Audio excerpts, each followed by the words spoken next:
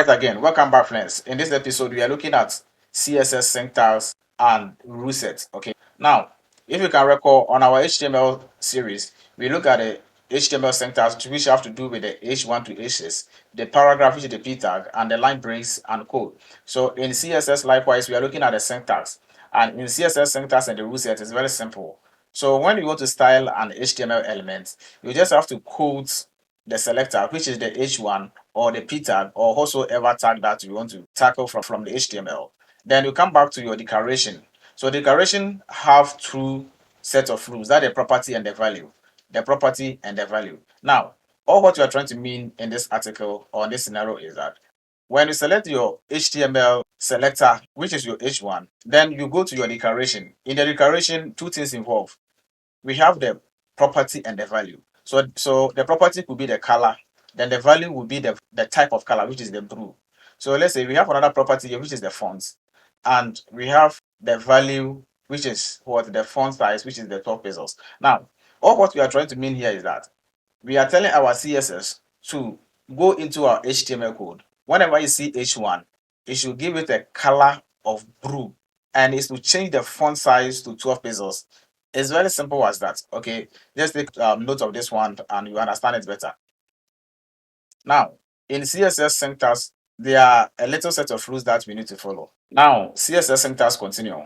So it says what the selector points to the HTML elements you want to style. Very, very simple. Okay, so when you come back to this slide, we can see this is the selector. It is pointing out to the HTML element that we want to style, which is what? The H1 element. Okay, and the next one is what? The declaration block contains one or more declarations separated by what? A semicolon. Now, this is the declaration block. Okay, this is the declaration block. Okay, so it said it can contain what? One or more properties, and this is the property. We have the property 1 and property 2, and it's separated what with what? A semicolon. Okay, so this is the semicolon. So you can see from here, the first property is what? Color, and the value of that property is blue, and that's the second property. The property can continue, it can go on and on. Okay, so the color can be blue, the font size can be 12 pixels.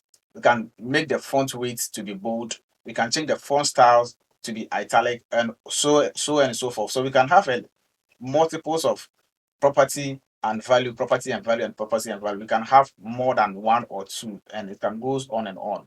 Okay, and here we can see each declarations includes a CSS property, name, and a value separated with what?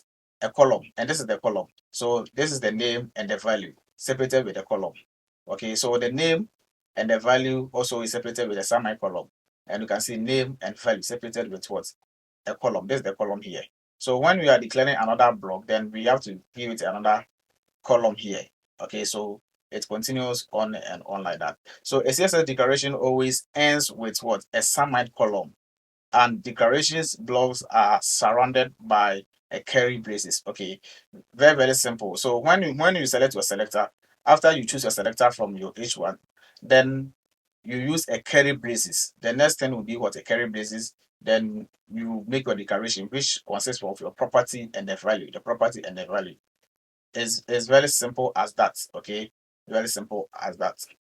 All right, so in case you are finding it a little confusing, don't worry. When you get to coding, you understand it better. Okay, just have this little perception in mind. When you get to code, it will be better. Anyway, that will be all for this. Let's come back on the next one and learn more.